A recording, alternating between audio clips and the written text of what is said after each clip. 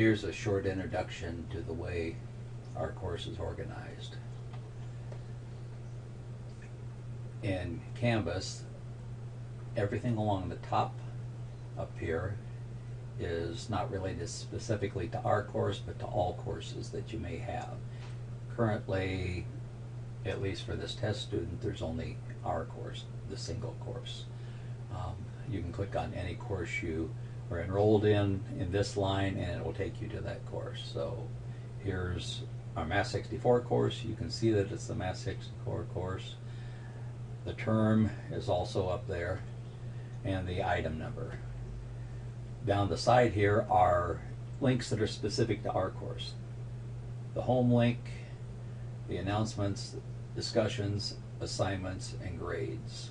There may be one other link here called modules, depending upon how the home link works. In our case, with this screen, the module screen is also the home screen. So the way the course is organized is with an introduction, some course resources, there's a student success component, and then there's Chapter 1, Chapter 2 through Chapter 8 with various exercises to do and assessments. The first thing you want to do is run through and collapse all of these headings so that the course is manageable. When you first open it, they'll all be available. This is the quickest way to get a better overview of what the course is like and not have to get lost in the weeds with all the details. So there's 4 chapters in the midterm, and then there are 4 more chapters and a final exam, and then you're done. There's some additional resources down here to help you if some of the links for the materials are broken above. So you will start out with the course introduction. The course introduction has 3 components. There's an introduction to the course, which consists of the syllabi, or the syllabus, and the various documents that explain how the course works. There's an introduction to web work, which is the homework, quiz, testing software that we use. There's an introduction to ProctorU, which is the organization that proctors the midterm and the final exams. There are some additional resources you might want to look at. There's a link to some resources. There's the student success area, which will be explained later. And then there's Chapter 1, Chapter 2, Chapter 3, Chapter 4, and a midterm, and 5, 6, 7, 8, and a final, and then you're done. So let's look at how this is organized. Each chapter starts out with an errata, which is simply any errors that might be in the textbook. You don't need to purchase a textbook. The entire textbook is here if you wish to purchase a textbook. The bookstore has a few, and there's instructions on how to purchase the textbook online for around 20 bucks elsewhere. So there's in Chapter 1, there's this link, which will give you the entire textbook chapter as a PDF file, which you could print out if you wished, or just refer to as a whole chapter at a time. And then from there on out, it's by sections. This chapter consists of section 1.1, 1.2, and so on. So probably the best way to do this is simply work through by sections. You'll work through the Chapter 1, Chapter 2, Chapter 3, all the way down to the final exam. When you get down to the final exam, the course is over.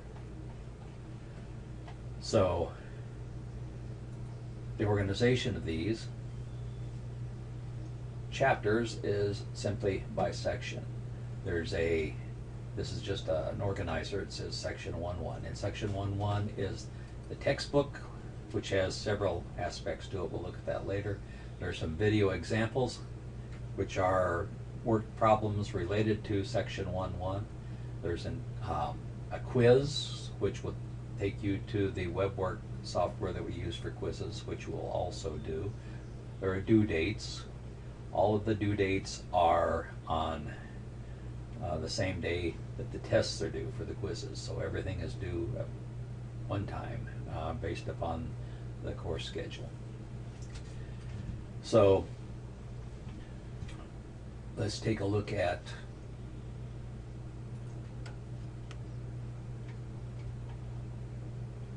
the whole textbook. You could click here and you will get the entire textbook as a PDF file.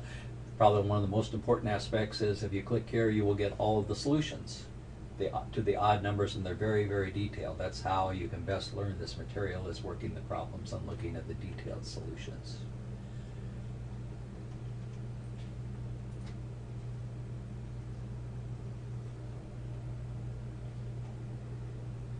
Usually it's best to go by sections, so if you look at the textbook section 1.1,